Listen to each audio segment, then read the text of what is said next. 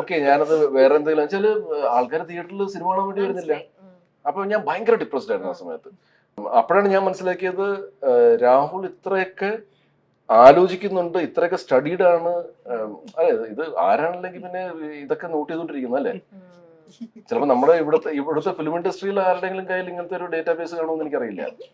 ഇന്ത്യയിൽ ഇറങ്ങുന്ന അല്ല, ഇന്ത്യയിൽ ഇനിയിപ്പോ ചിലപ്പം ഒരു പ്രൊഡ്യൂസേഴ്സ് അസോസിയേഷൻ പുറത്തുനിന്ന കണക്കുപോലെ രാഹുൽ രജീഷ് കണക്ക് രാഹുലായിട്ട് ക്രോസ് ചെക്ക് ചെയ്യേണ്ടി വരും. സോ അത് കഴിഞ്ഞപ്പോ ഞാൻ നോക്കിയപ്പോഴത്തേക്കും ശരിയാണ്. അങ്ങനെ നമ്മൾ മനുഷ്യരാണ്, നമുക്കും തെറ്റുകൾ പറ്റാം. നമ്മൾ കേൾക്കുന്ന ഒരു സ്റ്റോറി വളരെ ഗംഭീര സ്റ്റോറിയാണ് എന്ന് നമുക്ക് ഫീൽ ചെയ്യും.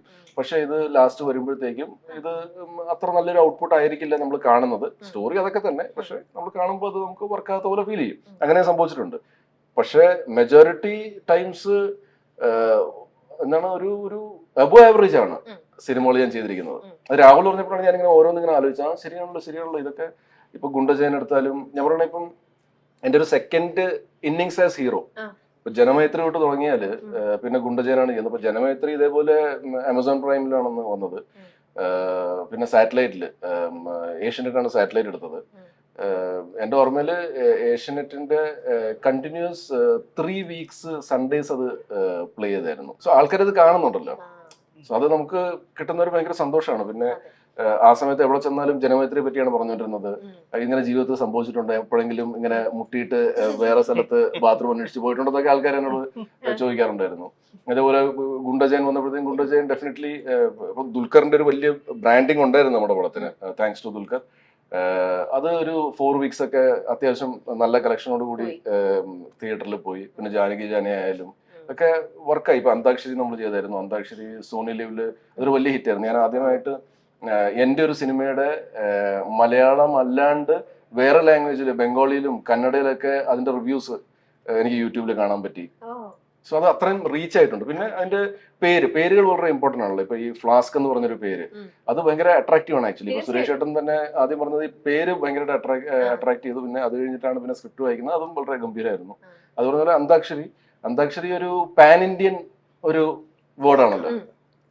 അത് ചിലപ്പോൾ ഹിന്ദി വേർഡ് ആയിരിക്കാം അല്ലേ, പക്ഷെ എല്ലാവർക്കും അറിയാം അന്താക്ഷരി എന്ന് പറഞ്ഞാൽ എന്താണെന്ന്. അപ്പൊ ഈ അന്താക്ഷരി എന്നുള്ള പേരും ഞാൻ പോലീസ് യൂണിഫോമിൽ നിൽക്കുന്നു.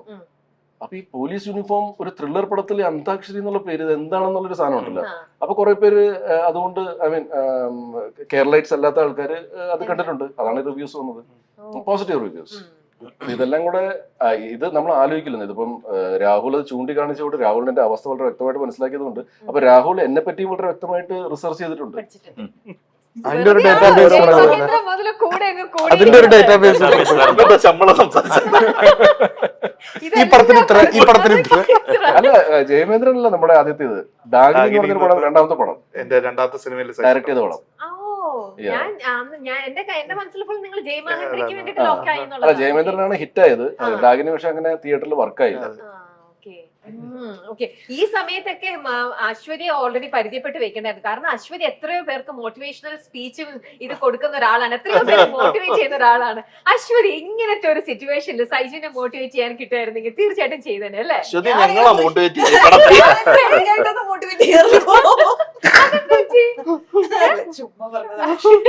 എന്നാൽ ഇപ്പൊ ഇവിടെ ഇത്രയും പേര് ഇരിക്കുന്നതിൽ കണ്ടിട്ട് അശ്വതിക്ക് തോന്നുന്നത്, കാരണം അശ്വതി ഇപ്പൊ ആ ഒരു സൈഡിൽ കൂടെ നമ്മൾ കുറച്ചും കൂടെ പഠിച്ചു മനസ്സിലാക്കിയൊക്കെ കഴിയുമ്പോ ഒരാളായിട്ട് അടുക്കുമ്പോ പരിചയപ്പെടുമ്പോ നിങ്ങൾക്ക് തോന്നുമല്ലോ തീർച്ചയായിട്ടും. അങ്ങനെ ഇവര് 4 പേരെയും കാണുമ്പോ ആർക്കാണ് കൂടുതൽ മോട്ടിവേഷൻ വേണമെന്നാ തോന്നുന്നത്? അയ്യോ, ഇവരൊക്കെ ഭയങ്കര സെൽഫ് മോട്ടിവേറ്റഡ് ആയിട്ടുള്ള ആൾക്കാരെ. ഇവർക്ക് ആർക്കും നമ്മൾ സത്യം പറഞ്ഞാൽ ആർക്കും അങ്ങോട്ട് പോയി മോട്ടിവേഷൻ കൊടുക്കരുത്. അവരെന്തെങ്കിലും കാര്യം പറയുമ്പോൾ നമ്മൾ കേൾക്കുക, അവർ അഭിപ്രായം ചോദിച്ചാൽ മാത്രം പറയാ, സഹായം സീക്ക് ചെയ്താൽ കൊടുക്കുക. അല്ലാതെ ശരി എന്നാ ഞാൻ കുറച്ച് മോട്ടിവേഷൻ എടുക്കട്ടെ അങ്ങനെയല്ല. പക്ഷെ അങ്ങനെയല്ല, നമ്മൾ ചില ആൾക്കാരില് അവർക്ക് ചിലപ്പോൾ കോൺഫിഡൻസ് കുറച്ച് കുറഞ്ഞിരിക്കാം, അല്ലെങ്കിൽ അവർക്ക് എന്തിനോട് ഒരു സ്മാർട്ട്നെസ് ചിലപ്പം എന്തോ വേറെ റീസൺ അവരെ പുൾ ബാക്ക് ചെയ്യുന്നുണ്ടാവും. അപ്പൊ നമ്മൾ ഇങ്ങനെ ഒരാൾ ഒരു ഇപ്പൊ ഇത് പറഞ്ഞ പോലെ ആ ഒരു 1 hour സംസാരം രാഹുൽ അന്ന് സൈജുവിന് കൊടുത്തപ്പോഴത്തേക്ക് സൈജുവിന് കിട്ടിയ സന്തോഷം, ആ ഒരു കോൺഫിഡൻസ് ലെവൽ ഒരാൾ നമ്മളെ ബൂസ്റ്റ് ചെയ്യുമ്പോഴേ അത് ശരിക്കും വർക്ക് ആവില്ലേ അശ്വതി? ഡെഫിനറ്റ് ആയിട്ട് നമ്മളെ കേൾക്കാൻ ഒരാളുണ്ടാവാം, ജഡ്ജ്മെന്റ് ഇല്ലാണ്ട് അത് കേൾക്കുക എന്ന് പറയുന്നത് തന്നെ നമുക്ക്, കാരണം ഈ പറഞ്ഞു കഴിയുമ്പോൾ തന്നെ നമുക്ക് ക്ലാരിറ്റി കിട്ടും നമ്മുടെ പ്രശ്നം എന്തായിരുന്നു എന്നുള്ളത്. അവര് തിരിച്ചൊന്നും പറഞ്ഞില്ലെങ്കിൽ പോലും നമ്മൾ ഇതൊന്ന് അടുക്കി പെറുക്കി പറയുമല്ലോ. പറയുമ്പോൾ തന്നെ നമുക്ക് കുറെ റിഫ്ലക്ഷൻസ് ഉണ്ടാവും, അപ്പൊ ഇതായിരുന്നു എന്നുള്ള. അതാ പറയാനുള്ള സ്പേസ് ഉണ്ടാക്കുക എന്ന് പറയുന്നത് തന്നെ വലിയ കാര്യം തന്നെയാണ്. രാഹുൽ ഈ പേരിടുന്നത് തന്നെ ശരിക്കും സ്ക്രിപ്റ്റ് സൈജു കുറുപ്പ് എന്ന നടനെ മലയാളികൾക്ക് പ്രത്യേകം പരിചയപ്പെടുത്തേണ്ട ആവശ്യമൊന്നുമില്ല. ഇന്ന് കോമഡി കഥാപാത്രങ്ങളാണെങ്കിലും സീരിയസ് കഥാപാത്രങ്ങളാണെങ്കിലും എല്ലാം സൈജു കുറുപ്പിന്റെ കയ്യിൽ ഭദ്രമാണ്. തമിഴിൽ നിന്നും തെലുങ്കിൽ നിന്നുമൊക്കെ അവസരങ്ങൾ തേടി വന്നപ്പോൾ ഏതാണ്ട് ഒളിച്ചിരിക്കുന്നത് പോലെയായിരുന്നു സൈജു കുറുപ്പ്. അതിന് അദ്ദേഹത്തിന് രസകരമായ കാരണങ്ങളുമുണ്ട്. മോഹിനിയാട്ടത്തിന് ശേഷം അദ്ദേഹം പുതിയ കഥകൾക്ക് നടുവിലാണ്. ഇനി അങ്ങോട്ടുള്ള പുതിയ തീരുമാനങ്ങൾ, തിരഞ്ഞെടുപ്പുകൾ എന്തായിരിക്കും? എല്ലാം അദ്ദേഹം തുറന്നു പറഞ്ഞിട്ടുണ്ട്. പൊതുവെ സമാധാനപ്രിയനായിരിക്കാനാണ് തനിക്ക് താല്പര്യമെന്ന് നടൻ സൈജു കുറുപ്പ് പറയാറുണ്ട്. കുട്ടിക്കാലം മുതലേ താൻ അങ്ങനെയൊരു ശീലം ഉണ്ടാക്കിയെടുത്തിരുന്നുവെന്നും സൈജു പറയുന്നു. പ്രതികരിച്ചാലല്ലേ ആൾക്കാർക്ക് പ്രശ്നമുണ്ടാവുകയുള്ളൂ. എനിക്കിഷ്ടപ്പെടാത്ത ഒരു കാര്യം നിങ്ങൾ പറഞ്ഞു, അപ്പോൾ ഞാൻ പ്രതികരിക്കാതെ അവിടെ നിന്നങ്ങ് പോവുകയാണ്. അപ്പോൾ നിങ്ങൾക്ക് ഞാൻ നല്ലവനാണെന്നല്ലേ തോന്നുകയുള്ളൂ. ഇയാൾ പാവമായിരിക്കാം, പക്ഷെ പൊട്ടനല്ല. പാവങ്ങളെ പൊട്ടനായിട്ട് എടുക്കരുത് ഒരിക്കലും. എന്റെ ഭാര്യ എന്നോട് ചോദിച്ചിട്ടുണ്ട്, സഞ്ജുവിന് നട്ടലില്ലേ എന്ന്. പറയണ്ടേ അപ്പോൾ തന്നെ എന്ന്. ഞാൻ പറയില്ല, കാരണം എനിക്ക് സമാധാനമായിട്ട് കിടന്നുറങ്ങണം. അതിനുവേണ്ടിയാണ് കേട്ടോ. ഞാനൊന്ന് പറയുന്നു, മറ്റേയാൾ വേറൊന്ന് പറയുന്നു. എന്തിനാണ് വെറുതെ BP ഒക്കെ കൂട്ടുന്നത്? അതുകൊണ്ട് എന്താണ് ഗുണം? ടീനേജർ ആയിരുന്നപ്പോഴേ എനിക്കിതറിയാം. അന്ന് തൊട്ടേ ഞാൻ വളരെ നല്ലൊരു മനുഷ്യനാണ്. കാരണം ഞാൻ പ്രതികരിക്കില്ല. പ്രതികരിച്ചാൽ പോയി. എല്ലാത്തിലും നല്ലത് നമ്മൾ സമാധാനപ്രിയനായിരിക്കുക, മിണ്ടാതെ ഇരിക്കുക, പ്രതികരിക്കാതെ ഇരിക്കുക. ആൾക്കാർ പറയും ഇവന് നട്ടലില്ല എന്നൊക്കെ. ശരി, ഇല്ല, അതങ്ങ് സമ്മതിച്ചു കൊടുക്കുക.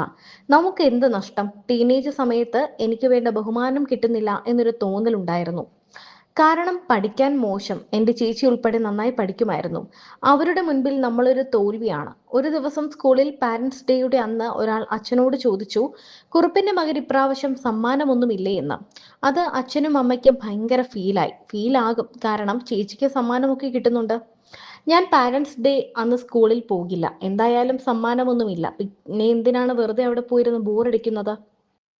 അതുകൊണ്ട് ഞാൻ വീട്ടിൽ തന്നെ ഇരിക്കും. അന്ന് അമ്മ വന്നെന്നെ കുറെ ചീത്ത പറഞ്ഞു. അയാൾ അങ്ങനെ ചോദിച്ചപ്പോൾ ഞങ്ങളുടെ തൊലി ഉരിഞ്ഞു പോയടാ എന്നൊക്കെ അമ്മ പറഞ്ഞു. പിന്നെ ഞാൻ ലൈൻ ഒന്ന് മാറ്റി. പിന്നെ ഞാൻ എല്ലാവരോടും നന്നായി പെരുമാറാൻ തുടങ്ങി. വീട്ടിൽ ആരെങ്കിലും വന്നാൽ അമ്മ ചോദിക്കുന്നതിന് മുൻപേ ഞാൻ അവരോട് കുടിക്കാൻ എന്താ വേണ്ടത് എന്നൊക്കെ ചോദിക്കും. പിന്നെ അതെന്റെ രക്തത്തിൽ അലിഞ്ഞു ചേർന്നു. കാരണം അന്ന് ഞാൻ അതൊക്കെ ഉണ്ടാക്കിയാണ് പറഞ്ഞുകൊണ്ടിരുന്നത്. പിന്നെ ഓട്ടോമാറ്റിക്കലി അങ്ങനെയായി. കൂട്ടുകാരുടെ പാരന്റ്സ് എല്ലാവർക്കും എന്നെ ഭയങ്കര ഇഷ്ടമാണെന്നും സൈജു കുറുപ്പ് പറയുന്നു. സിനിമയിൽ വേരുകളൊന്നുമില്ലാതെയാണ് സൈജു കുറുപ്പ് കടന്നു വരുന്നതും സ്വന്തമായൊരു ഇടം കണ്ടെത്തുന്നതും. കുട്ടിക്കാലം മുതൽ ജീവിച്ചത് മഹാരാഷ്ട്രയിലായിരുന്നു. അതുകൊണ്ട് തന്നെ തനിക്ക് ഇപ്പോഴും മലയാളം എഴുതാൻ അറിയില്ലെന്നാണ് സൈജു കുറുപ്പ് പറയുന്നത്. എഞ്ചിനീയറിംഗ് ഫൈനൽ ഇയർ റിസൾട്ട് വന്നപ്പോൾ അച്ഛൻ എന്നെ കെട്ടിപ്പിടിച്ചതാണ് ഓർമ്മയിലെ ബെസ്റ്റ് സീൻ. അച്ഛൻ പൊതുവെ അങ്ങനെ സ്നേഹം പ്രകടിപ്പിക്കുന്ന ആളല്ല. പഠിക്കാൻ ഞാൻ കുറച്ച് ഉഴപ്പനായിരുന്നു. ഈ ഉഴപ്പിന്റെ പേരിലാണ് അച്ഛൻ ആകെ വഴക്ക് പറഞ്ഞതും തല്ലിയതും. ഞാൻ മൈനിങ് എഞ്ചിനീയറിംഗ് ആണ് പഠിച്ചത്. 4 വർഷത്തെ കോഴ്സ് പാസ്സാകാൻ 5.5 വർഷം എടുത്തു. പേപ്പറിൽ റോൾ നമ്പർ കണ്ട് പാസ്സായെന്നറിഞ്ഞ് അച്ഛൻ എന്നെ ചേർത്ത് പിടിച്ചു എന്ന് താരം പറയുന്നു. ഡിഫൻസ് അക്കൗണ്ട്സിലായിരുന്നു അച്ഛന് ജോലി. അങ്ങനെയാണ് മഹാരാഷ്ട്രയിൽ എത്തുന്നത്. 22-ാം വയസ്സുവരെ അവിടെ തുടർന്നു. 3.5 വയസ്സുവരെ ചേർത്തലയിലാണ് വളർന്നത്. അക്കാലത്ത് മലയാളം അക്ഷരങ്ങൾ പഠിച്ചിരുന്നു. അച്ഛന്റെ ജോലി സ്ഥലത്തേക്ക് പോയതോടെ ഹിന്ദിയും ഇംഗ്ലീഷും പഠിക്കേണ്ടി വന്നു. പക്ഷെ മലയാളമായിരുന്നു വീട്ടിലെ സംസാര ഭാഷ. മലയാളം എഴുത്തും വായനയും ഞാൻ മറന്നുപോയെന്നാണ് സൈജു പറയുന്നത്. പിന്നെ സാറ്റലൈറ്റ് ചാനൽ തുടങ്ങിയപ്പോൾ അതിൽ സ്ക്രോൾ ചെയ്തു പോകുന്ന വാർത്തകളും മറ്റു വായിച്ച് അക്ഷരങ്ങളുടെ ഓർമ്മ പുതുക്കി. അപ്പോഴും എഴുതേണ്ട ആവശ്യം വന്നിട്ടില്ല. ഇത് കാരണം ഇപ്പോഴും എഴുതാൻ അറിയില്ല.